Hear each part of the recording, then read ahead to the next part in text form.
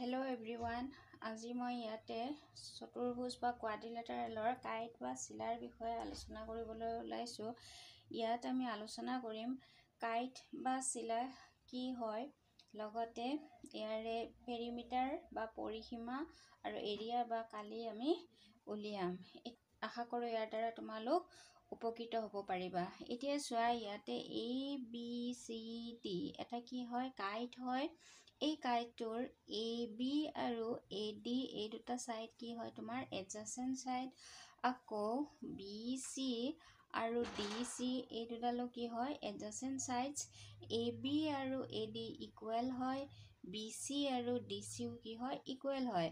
এতিয়া চোৱা, ইয়াৰে AC ডাল কি হয় ডায়াগোনাল হয়, আকৌ BD ডালনো কি হ'ব ডায়াগোনাল হ'ব। এতিয়া ডায়াগোনাল বা কৰ্ণ হয়। এতিয়া চোৱা, এই ডায়াগোনাল দুডাল কি হয় পৰস্পৰে 90 ডিগ্ৰীত কি হৈছে লম্ব হৈছে, এডালে আনডালৰ ওপৰত পাৰপেণ্ডিকুলাৰ বা লম্ব হৈছে। এতিয়া চোৱা, এই ডায়াগোনালডাল কি হয় বাইসেক হয়, কিন্তু এই ডায়াগোনালডাল কি হয় বাইসেক নহয়। এই ডায়াগোনালডাল বাইসেক নহয়, মাত্ৰ ইন্টাৰসেক্ট হ'ব।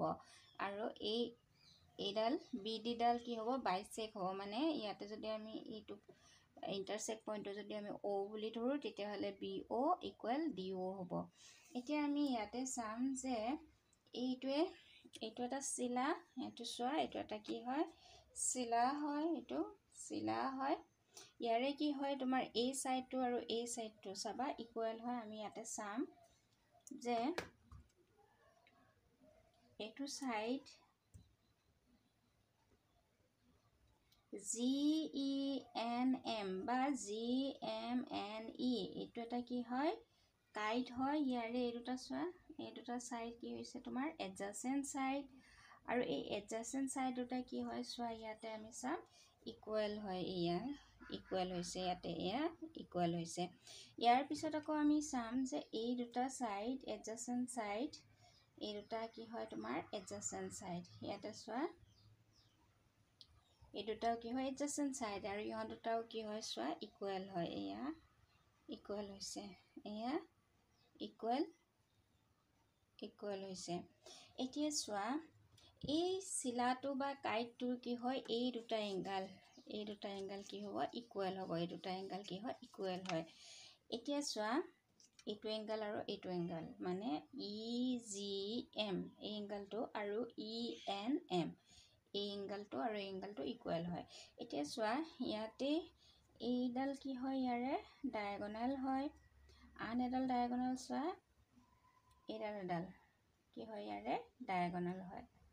So diagonals are intersect each other at 90 degree or right angle. Diagonals কাটা কি হয় 90 ডিগ্ৰীত কি হয় ইহঁত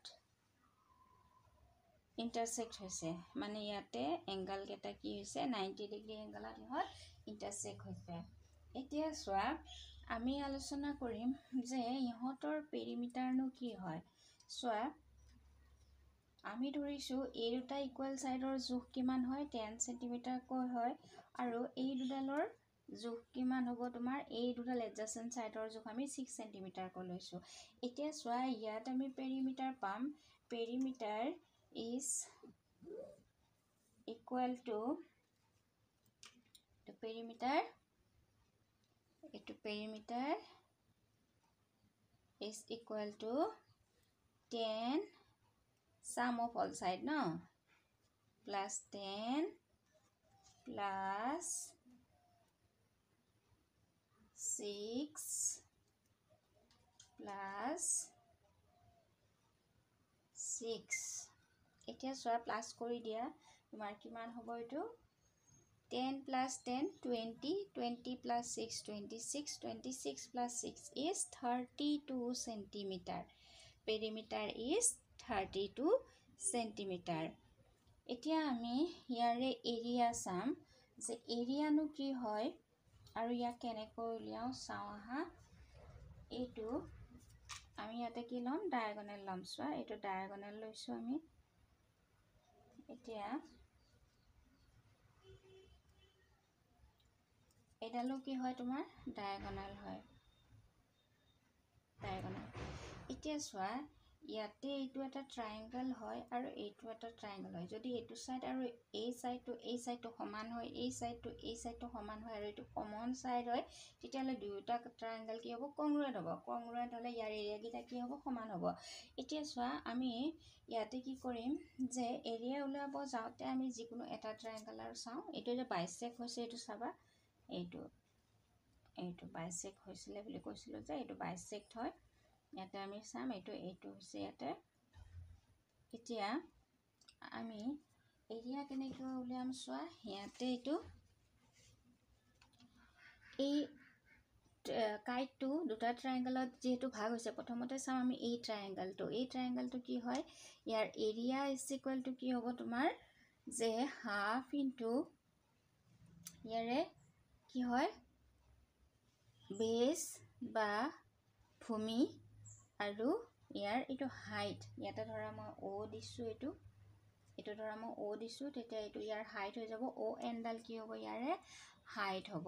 এতিয়া আমি চাম যে এই ডায়েগনেল, এই বেছটো আমি কি ল'ম? 14 চেণ্টিমিটাৰ। আৰু যিহেতু এইডাল আমাৰ কি ল'ম? আমি এইডাল পূৰা লেন্থ 8 চেণ্টিমিটাৰ, গতিকে ইয়াক দুভাগ কৰিছোঁ, গতিকে কি হ'ব? 4 হ'ব। ইফালে কি হয়? 4 হয়, ইফালে 4 হয়, মানে এইটো টোটেল ডায়েগনেলডালৰ লেন্থ হ'ব 8 চেণ্টিমিটাৰ। আৰু এতিয়া চোৱা, ইয়াতে আমি কি লিখিম যে এমডালৰ এইটো কি হ'ব? 14 চেণ্টিমিটাৰ আৰু এনডালৰ লেন্থটো কি হ'ব? তোমাৰ 4 চেণ্টিমিটাৰ। এইটো এতিয়া চোৱা, এইটো কাটিলে কিমান হয়? তোমাৰ 7 হ'ব। আৰু এইটো 7 4 জা 28 চেণ্টিমিটাৰ স্কুৱেৰ। এতিয়া চোৱা যে যিহেতু এটা ট্ৰায়েংগলহে উলিয়ালোঁ আমি, এতিয়া আমি যদি দুয়োটা ট্ৰায়েংগল মানে একেই হয়, দুয়োটা ট্ৰায়েংগলৰ এৰিয়া ইকুৱেল, গতিকে এইটো 2ৰে মাল্টিপ্লাই কৰি দিয়া। 2 ইনটু কি হ'ব? 28 চেণ্টিমিটাৰ স্কুৱেৰ কৰিলে তুমি কিমান পাবা? 56 চেণ্টিমিটাৰ স্কুৱেৰ। চ' 8 2 জা 16, 1 ৰিমাইণ্ডাৰ, 2 2 জা 4 + 1 5, এইটো 56 চেণ্টিমিটাৰ স্কুৱেৰ হয়। এতিয়া আমি ইয়াতে চাম, চোৱা কেনেকৈ 56টো আমি ফৰ্মুলাৰে উলিয়ালোঁ। এতিয়া আমি চাবা ইয়াক সূত্ৰৰে কেনেকৈ উলিয়াম। এইটো তোমাৰ এৰিয়া হয়,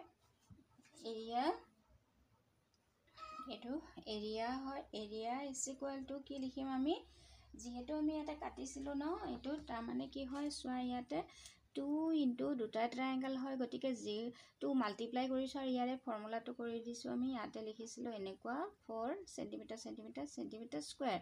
যে এতিয়া ইয়াতে চোৱা 2 আৰু 2 কাটা গ'ল, মানে কি হয় 14 ইনটু 4ও কৰিব পাৰোঁ চেণ্টিমিটাৰ স্কুৱেৰ। 14 ইনটু 4 কৰিলে তোমাৰ কি হ'ব? তোমাৰ 56 চেণ্টিমিটাৰ স্কুৱেৰে ওলাব। এতিয়া চোৱা, ইয়াতে আমি এইটো কৰিম যে এৰিয়া ইজ ইকুৱেল টু কি কৰিম, এইটো 14 ইনটু 4 কিমান হ'ব? Equal 56 centimetre square. এইটো হ'ল ইয়াৰ এৰিয়া। আশা কৰোঁ ইয়াৰ দ্বাৰা তোমালোকৰ এই কাইটৰ ওপৰত যিটো কনচেপ্ট আছে, এই কনচেপ্টটো ক্লিয়াৰ হৈছে। এই কনচেপ্টৰ দ্বাৰাই তোমালোকে কাইটৰ বিষয়ে যিকোনো কুৱেশ্যন আহিলে তোমালোকে ইজিলি আনচাৰ কৰি আহিব পাৰিবা বুলি মোৰ বিশ্বাস।